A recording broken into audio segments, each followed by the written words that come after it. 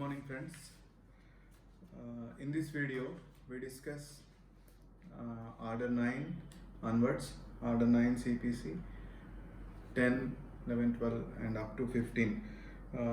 These are important orders for those who wants to practice on civil side, because the term ex parte decree, ex parte order, suit is dismissed for default. They create a lot of confusion and when to file an application for restoration of the suit, and when a fresh suit can be filed without filing an application under order 9 rule 9 restoration application, and what is the limitation period for filing restoration application, and also ex parte order, is there any limitation for filing setting aside the ex parte order, and the difference between ex parte order and ex parte decree. So these are very important. Friends, when summons are served duly, properly, parties needs to appear before the court either in person or by a pleader. Similarly, plaintiff who files a suit, he must be represented by someone, or he can, that means a person who got a proper authority to represent the plaintiff, and at the same time sometimes he needs to appear in person as required by the court. Otherwise the suit will be dismissed for default. There are other instances also in order 9 when a suit can be dismissed for default, and what is the remedy if such suit is dismissed for default. So rule 1 says it mandates the parties to appear in person or through pleader, and the defendant needs to appear and answer the claim of the plaintiff. Similarly, rule 2 says plaintiff need to pay the cost, and if he fails to pay the cost for sending costs or process charges for sending summons to the defendant, the suit will be dismissed. Suit has to be dismissed for default unless the defendant comes and appears himself in present. So rule 2 empowers the court to dismiss the suit if upon plaintiff's failure to pay the process. And friends, rule 3 says whenever plaintiff or defendant, both of them absent themselves and they fail to appear before the court, then the court can also dismiss the suit, right? If none appears either personally or through their pleaders, then the suit can be dismissed for default. At the same time, sometimes this may happen. Plaintiff files a suit frivolously against the defendant, and the defendant comes and shows a good cause, or plaintiff realizes that the suit is a frivolous one, then he fails to appear. Defendant appears and the defendant spent some money for such appearance, or he engaged a counsel or whatever it is, then the defendant can ask the court to impose costs on the plaintiff for wrongfully filing a case against the defendant.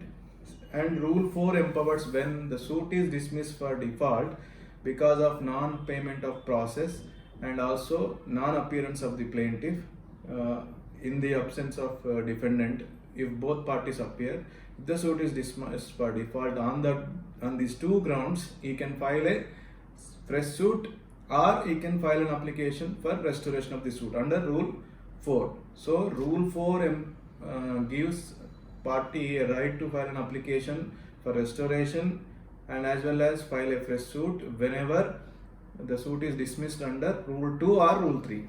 So, and again the plaintiff needs to follow the law of limitation. If by the date of filing, if he wants to file a fresh suit, instead of filing an application for restoration under rule 4, then he needs to the suit must be within law of limitation.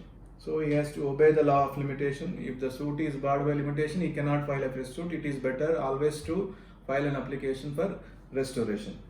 Then suit also can be dismissed when sometimes this may happen. There may be number of defendants, the plaintiff pays process and the defendants may not appear. Some of the defendants, the notices may not be served for want of many reasons, for proper address or incorrect address, insufficient process. Therefore, the plaintiff needs to pay the sufficient process with correct address within 7 days of such return. And if the plaintiff fails to pay the process and to comply the order of the court within 7 days, the suit can be dismissed under Rule 5. And what happens if the plaintiff only appears?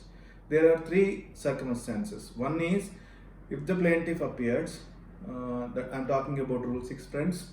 If the plaintiff appears and summons are duly served, they have used in Rule 6, they have used the term duly. Duly means what? Duly means according to the rules provided under Order 5. So if the process has been duly served on the defendant and the plaintiff himself alone appears, defendant absent himself or defendant's absence, the court can pass an ex parte order against such defendant or defendants.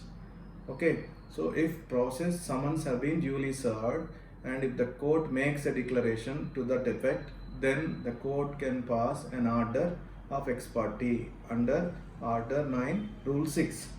Then if summons are not duly served, the court can order fresh summons. If summons are not duly served, the court can order fresh summons.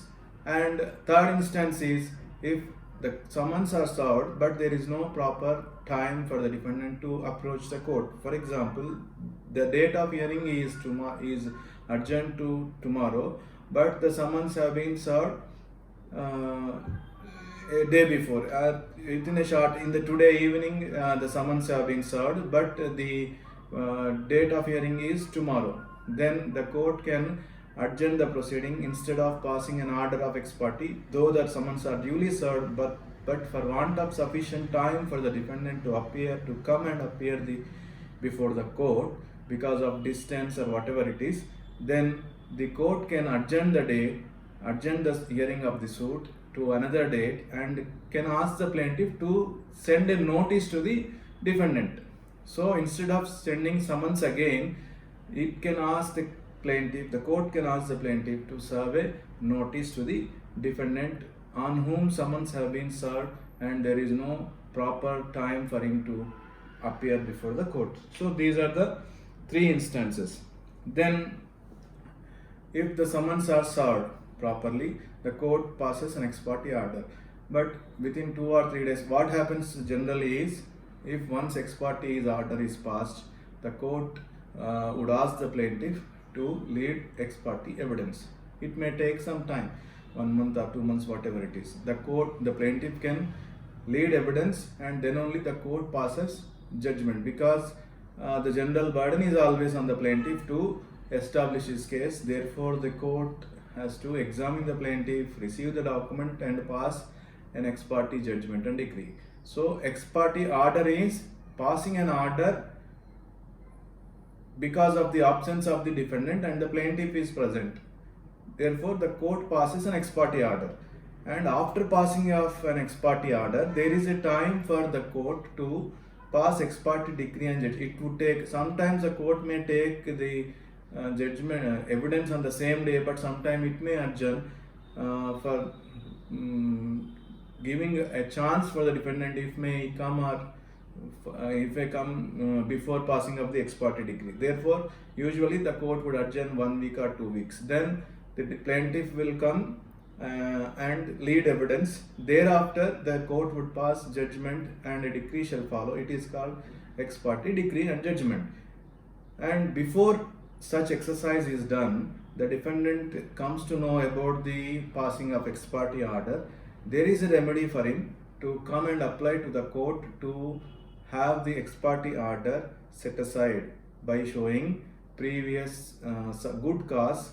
The term used is good cause in Order 9, Rule 7, not sufficient cause. If he says that he fell ill or some other reason for his absence on the previous date of hearing, the court can pass an order setting aside the ex parte order and give a chance for the defendant to file written statement and contest. So this is under Order 9, Rule 7. Ex parte order application can be filed by the defendant or defendants who were absent on the previous date of hearing, and by mentioning sufficient cause for such absence.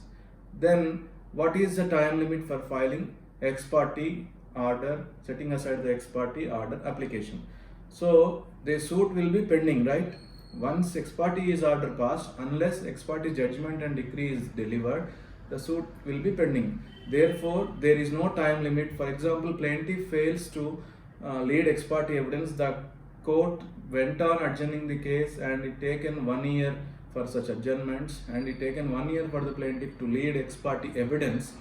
Then the court, then the defendant comes on the 12th month or 11th month after 10 months, and he mentions a good cause for his previous absence. The court can pass an order setting aside the ex parte order, and there is no time limit for filing an application under Order 9, Rule 7 CPC. And one more rule is Rule 8, procedure where defendant only appears. And suit can be dismissed for default under Rule 2 and Rule 3. The remedy is provided under Rule 4, setting aside the ex parte dismissal order or filing a fresh suit. But where the suit is dismissed under Rule 8, that means where the defendant only appears and the plaintiff fails to appear, the suit will be dismissed for default. In such an event, there is no procedure for filing a fresh suit, because Order 9, Rule 9 bars filing a fresh suit. It is only an application for setting aside the dismissal order, that is restoration application. Therefore, if the suit is dismissed for default under Rule 8 of Order 9, because of the absence of the plaintiff for assisting the court for the progress of the suit or doing any action leading evidence, payment of process on some defendants, or taking steps or some any other act required to be done by him for the progress of the suit, and the defendant appears and the plaintiff did not appear either in person or by way of his pleader, then the court can pass an order dismissing the suit for default. In such an event, there is only remedy. The remedy is filing an application under Order 9, Rule 9, restoration application. And friends, there is a time limit for filing this application. The time limit is 30 days from the date of dismissal of suit. So this application can be filed by invoking Order 9, Rule 9, and Order 9, Rule 9 says unless notice has been given to the other side, no such application can be allowed, because defendant is under the impression that the suit is dismissed against him. Therefore, once the plaintiff comes and files an application under Order 9, Rule 9, he needs to be given notice. Notice on defendant must be given. Unless and until notice is served upon him, this application cannot be allowed, because sometimes defendant may lose interest in the property. That means he might have sold the property some others after the suit has been dismissed for default, thinking that there is no list pending against the said property. Therefore, notice to the other side must be given, that is defendant to be given before an application under Order 9, Rule 9 is entertained.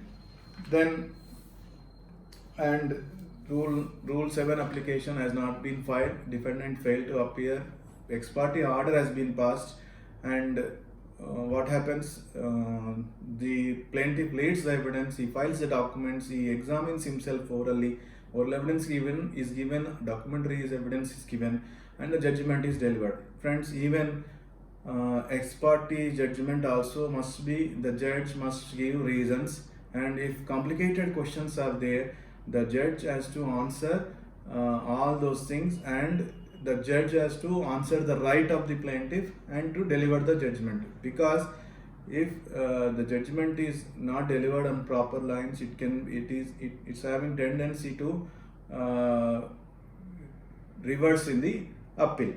So Order 9, Rule 13 gives a remedy for the defendant against whom an ex parte judgment and decree is passed. So this application needs to be filed within 30 days from the date of decree or judgment. From the date of decree and judgment, this application has to be filed within 30 days under Article 123 of Limitation Act. Friends, there is another clause in Article 123. If summons are not served properly, if the defendant had no notice of filing of the suit against him, and if he could establish that he was not aware of the proceedings of the suit, and summons have not been served properly, he had no knowledge of the passing of the suit and judgment and decree, he can file the application within 30 days from the date of knowledge. Otherwise, if the summons are properly served, if he is having knowledge of the pendency of the suit and he fails to file his interest statement and ex parte decree and judgment has been passed under order 9 rule 13, then he needs to file the application within 30 days from the date of passing of the judgment and decree. This is very important. One more proviso is there. There are two remedies against an order under order 9 rule 13, against an ex parte order and judgment. Party, if he wants to file an appeal challenging the said judgment and decree, he can straight away file appeal. Otherwise, he can file an application under order 9 rule 13. The term used is he has to mention sufficient cause for his previous absence. Then only he can file the application. He is entitled to get the ex parte decree and judgment set aside. I will explain this. There are two remedies. One is filing of appeal and one is filing of order 9 rule 13 application. For example, the plaintiff filed a suit against the defendant for recovery of money, and the promissory note is barred by limitation. There is no plea of acknowledgement at part payment, and the court did not invoke section 3 of Limitation Act, and the court also did not notice that the suit is barred by limitation, and the court decreed the suit. The suit is decreed, for example, in the court of Junior Civil Judge Ibrahimpatnam against the defendant who has been residing at LB Nagar beside Rangareddy District Courts complex. He is residing at Rangareddy District Court. Then to file an application under order 9 rule 13 ex parte decree and judgment, he needs to go to Ibrahimpatnam court and he has to file the application there.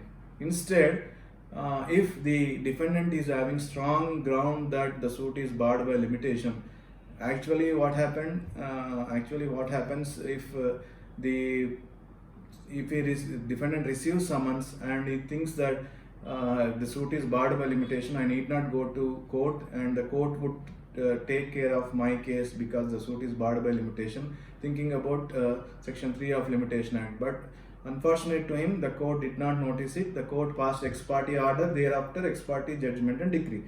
Now his remedy is twofold. One is setting aside the ex parte application, or to file an appeal. There, once he is sure that he is having strong grounds of success in this appeal, he can straight away file appeal in the district court which is nearer to him, instead of filing an application under order 9 rule 13 by visiting Ibrahimpatnam, which is far away. And one more benefit is also there. If he files an ex parte, setting aside ex parte application under order 9 rule 13, again he needs to file written statement, the trial would commence. Instead, he can straight away file an appeal wherein he can shoot the case of the plaintiff at the appellate court, before the appellate court itself. So this is order 9 rule 13. And one more important thing is, he cannot file both simultaneously. Once appeal is filed, he has to proceed with the remedy, and he cannot file subsequently unless the appeal is withdrawn. If he withdraws, he can file an application under order 9 rule 13, subject to again proof of sufficient cause for filing application under order 9 rule 13 with delay. So these are the important aspects in order 9 rule 13. And friends, order 9 rule 4 again says notice of application under order 9 rule 13 must be given to the opposite party, that is plaintiff, respondent plaintiff. So unless notice is given under order 9 rule 13 application, the courts shall not entertain such application.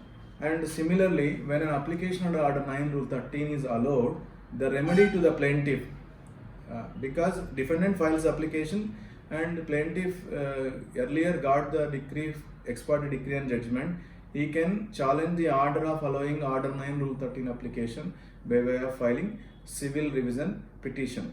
At the same time, when Order 9 Rule 13 application is dismissed, so the remedy to the defendant is he has to file appeal under Order 43. The order under Order 9 Rule 13 allowing the application, the remedy is revision to the plaintiff. At the same time, refusal to allow an order application under Order 9 Rule 13, CMA lies to the appellate court.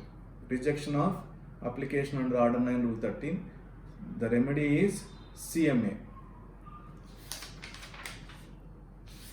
So then this is all about Order 9, and one more order is there, Order 10, and it has to be read with section 89 CPC.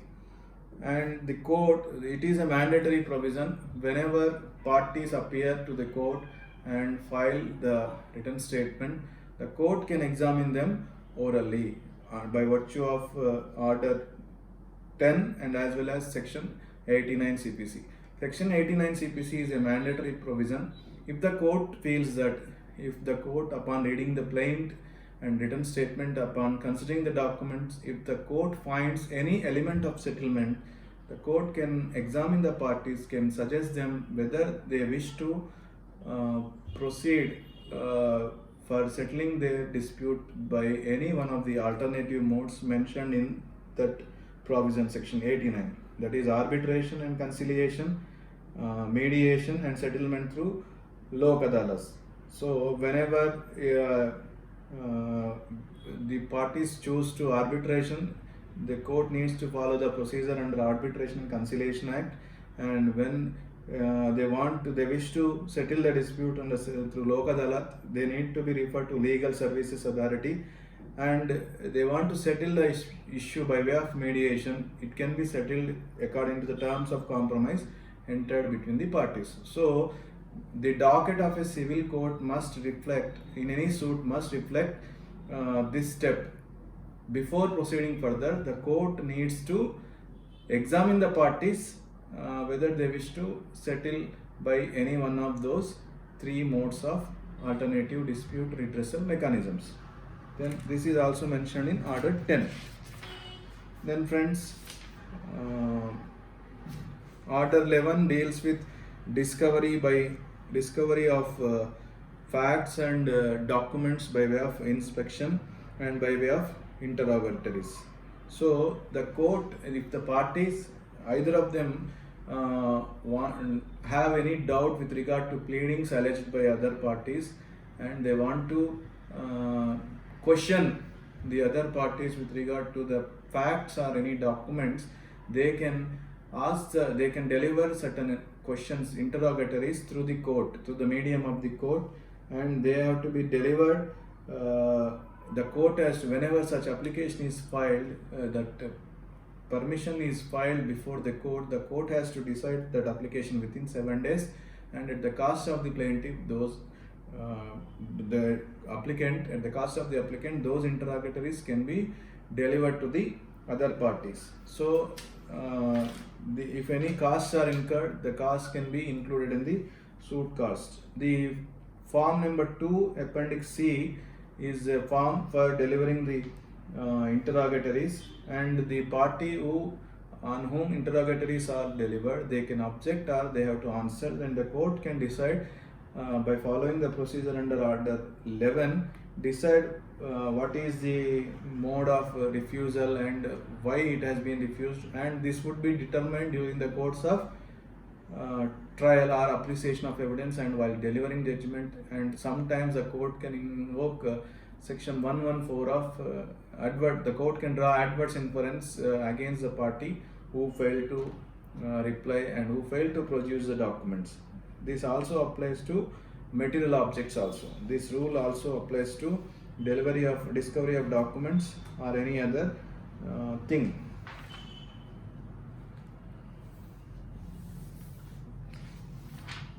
Then admissions. A suit for partition has been filed by the sister against her brothers in respect of A, B and C scheduled properties. That is self-acquired property of father, ancestral property of father and also some cash, movable properties. Then the defendant brother files return statement stating that so far as B and C scheduled properties are concerned, I don't have any objection because they are the self-acquired properties of my father.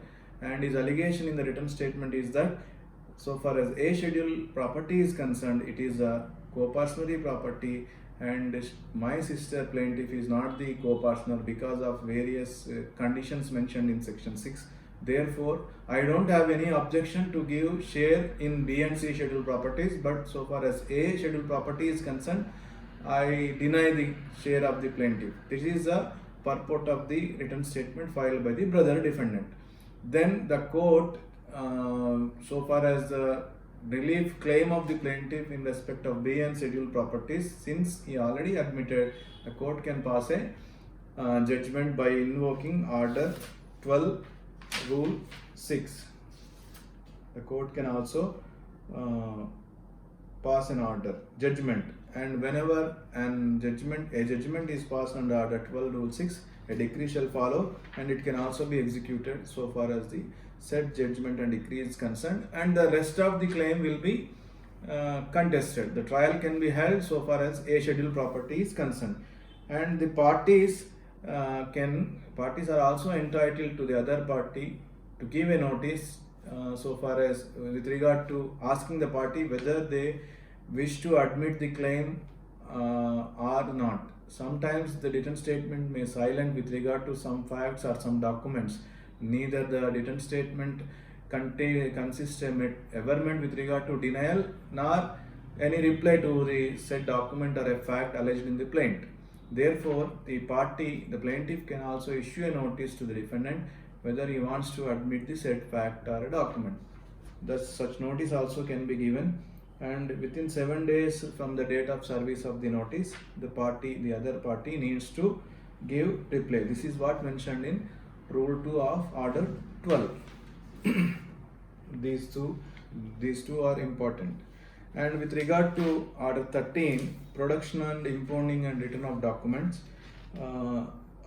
like Order 7 Rule 14 and like Order 8 Rule 1A, all the documents must be filed along with the plaintiff.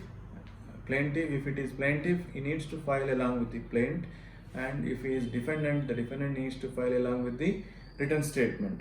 And Rule 1 also says original documents to be produced at or before the settlement of issues, and the court is having power to reject the irrelevant or inadmissible documents, and the court is also having power to return the documents once they are marked. And what about marking of the documents? A detailed procedure has been mentioned in Rule 4. The court needs to endorse on the document with regard to number and title of the suit, name of the person producing the documents, date on which it was produced, and the statement of having it so admitted. And there is a procedure in civil rules of practice also.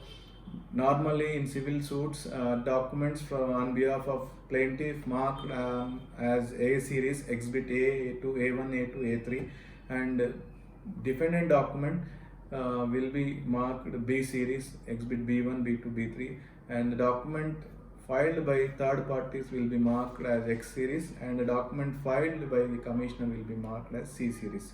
So whenever a document is marked, the document number, date of mark, through which witness that has been marked, that has to be mentioned over the document, and from that day it is deemed to be marked. Then documents which are marked can also be returned to the parties upon such application. If after the disposal of the suit, if the appeal is not filed or the time for filing appeal has been expired, then the document can be returned to the concerned parties upon such application, and they have to file a substituted certified copies of the said documents if the court orders. And the court is also having power under Rule 8 for ordering any document to be impounded. For example, impounding means taking into the custody of the document. If some allegation has been mentioned with regard to forgery or fraud of any document, then the court can take the document into custody, keep it in its custody till the disposal of this suit or till such time the court passes, releases an order of release of the said document. Similarly, the court can also impound, sometimes you might have heard about the word impounding under Stamp Act. That is a different, that impounding is because of non-payment of deficit stamp duty in respect of any document, and the officer of court or any person who is authority to receive the evidence, and if any document is placed before him, he needs to the said document, and if the said document is consisting of deficit stamp duty, he needs to impound the said document and send it to the collector for the purpose of collecting deficit stamp duty. That is the power under Stamp Act. And as you all know, the question of stamp duty with regard to any document must be decided then and there, and it cannot be postponed till the delivery of judgment. This is also very important aspect. So Order 13 deals with production, impounding and return of documents. And one more important order in CPC is for the examination purpose as well as practice purpose, settlement of issues and determination of suit on issues of law or on issues agreed upon. So what is an issue? Why issues are necessary? Issues means the court frames certain questions to determine what is where the parties are litigating, or what is the crux of the litigation, and where there is no consensus among the parties with regard to rights alleged and denied by the other. And Rule 1 says material proposition issues arise where material proposition of fact or law is affirmed by one party and denied by the other. So one material proposition are those propositions of law or fact which a plaintiff must allege in order to show a right. Plaintiff says because of this and this act I am having a right, and defendant says he establishes a defense. For example, in a suit for promissory note, plaintiff says defendant borrowed the money from me, executed a promissory note, therefore since it is a promissory note which is a payable on demand, I am having a right to recover the defendant refused to pay back the money, therefore I am having right to recover the money from the plaintiff. This is a material proposition, an allegation which vests right in the plaintiff. Defendant says he did not execute the promissory note and the signature on the promissory note doesn't belong to him. So this is another defense set up by the defendant attacking the right of the plaintiff. Therefore, whether the promissory note so and so date is true, valid and correct, this is the issue, and the court needs to decide the issue. Based on that, the right of the plaintiff will be determined. So friends, what is the purpose of framing the issues? The purpose of framing the issues is like this. First of all, to know where the parties are litigating, right? Then sometimes there are many allegations leveled in the plaint and defendant alleges several allegations. Those are not issues. It is only material propositions of fact and law alleged by one party and denied by the other. That forms part of the issue. Then if the defendant, and to first one purpose is to know where the parties are litigating, and the other very important purpose of framing an issue is to know on whom the burden of proof lies. That means according to 1012, 103 of Evidence Act, the burden of proof and onus of proof, it shifts from one person to the other and everything. Therefore, to know on whom burden of proof lies also, the issues will be framed. So issues are of two varieties, in fact three. One is issue of fact, issue of law. In a simple suit for recovery of money, plaintiff alleges this defendant borrowed the money on so and so date, did not pay, executed a promissory note, did not repay the money, therefore grant me the relief of direction to the defendant to pay back my money. This is the allegation, simple suit for recovery of money. Issue of fact, and defendant alleges that I did not borrow money, the promissory note is a forged one, or he may say that it has been obtained from him he was under threat, force or coercion has been played upon him. Therefore, it is a question of fact. He says several other allegations. He makes a payment. He takes a plea of discharge also to some extent. Therefore, issues will be framed whether the promissory note is true, valid, correct, or whether the defendant repaid the money. This is issue of fact. Then defendant also alleges that the suit is barred by limitation. By virtue of the date of the promissory note or some any other document, the right alleged by the plaintiff may be barred by limitation. Therefore, it is a question of law. Or the defendant may take the plea that the suit scheduled property is an endowment property. Therefore, the civil courts have no jurisdiction to try the suit. This is also issue of law. So these are issue of fact and issue of law. And third category is that mixed question of fact and law. Sometimes take the example of a suit for specific performance, and the defendant says plaintiff says time is not fixed in the contract. Therefore, he files a suit. Contract is entered in the year 2010 and he files a suit in the year 2010. But according to Article 54 of Limitation Act, a suit for specific performance needs to be filed within 3 years from the date fixed for performance. But he filed the suit in 2010. What the plaintiff says is, he says though the time is fixed in the contract or there is no time fixed in the contract, he says that I demanded him. Went on demanding the defendant by advancing him, by offering him the balance amount, and the defendant refused and postponed. And finally, I issued a notice to him in the year 2009 itself. Therefore, the cause of action arises in 2009. Therefore, my suit is within limitation according to second limb of Article 54 of Specific Limitation Act. It says if time is not fixed, the suit can be filed within 3 years from the date of knowledge of the refusal of the plaintiff with regard to performance. Then defendant comes. He says way back in 2005 itself, the plaintiff approached me. He sent a mail to me and I replied that I don't want to go with the contract and refused. So he says the limitation started in 2005 itself. Here there are two questions. One is question of fact, whether the plaintiff demanded the defendant in the year 2005 or he first time demanded in 2009. It is a fact, it is a factual one.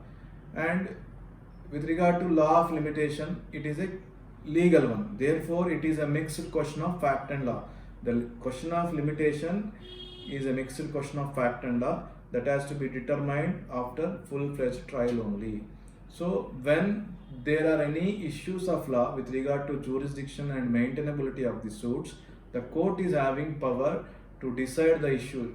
The rule 2 says, court, whenever issues are framed, issue number 1, issue number 2, issue number 3, usually civil courts, it is ideal for the parties to submit draft issues so as to enable the courts to frame proper issues. Then the court would determine the rights of the parties by deciding those issues. For example, a simple suit for recovery of money is filed. Plaintiff says defendant borrowed money, executed a promissory note and he fell due of 10 lakhs. Defendant says, yes, I agreed, I admit that I executed a promissory note, but immediately after 10 or 1 year, I paid back the entire money by way of bank deposit or whatever it is. I have obtained the receipt. This is the allegation, the written statement. Therefore, the question of framing issue with regard to the genuineness of the promissory note doesn't arise.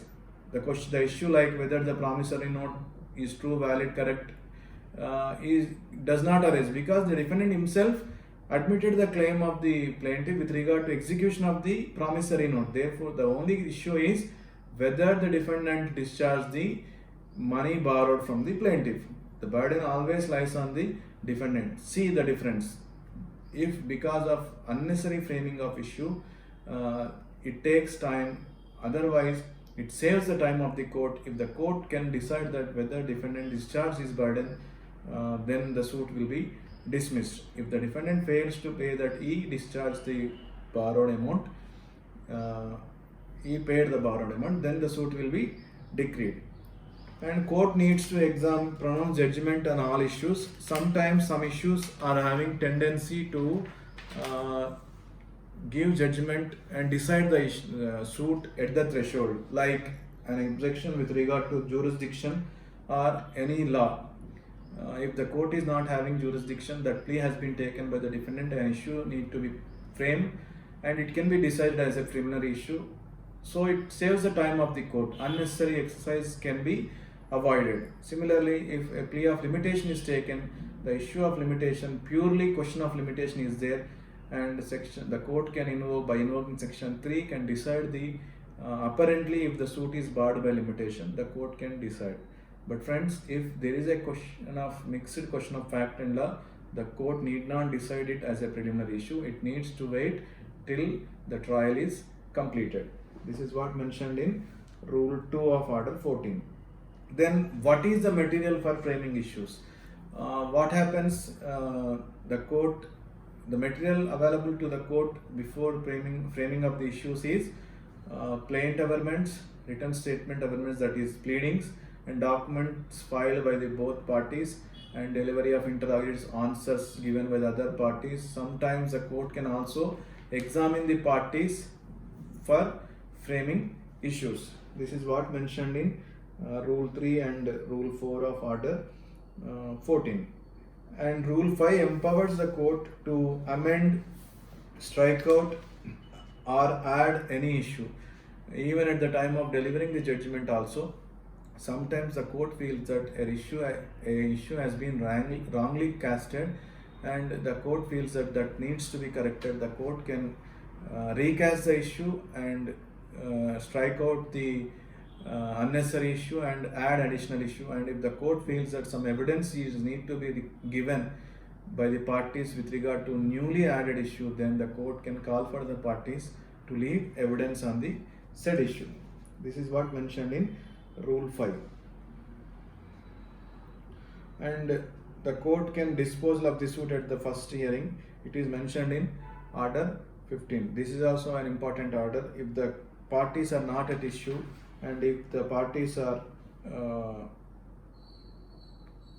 as per the pleadings and documents filed by them, if the court feels that the judgment can be pronounced in respect of some of the parties, then the court can deliver the judgment to the extent of such parties, and if a judgment is delivered, a decree shall follow. This is what mentioned in Order 15. So in the next class, we'll discuss from Order 16 onwards, 16 to Order 20, summoning and attendance of witnesses, examination of the parties, thereafter judgment and decree. So these are very important orders. We'll discuss in the next video. Thank you.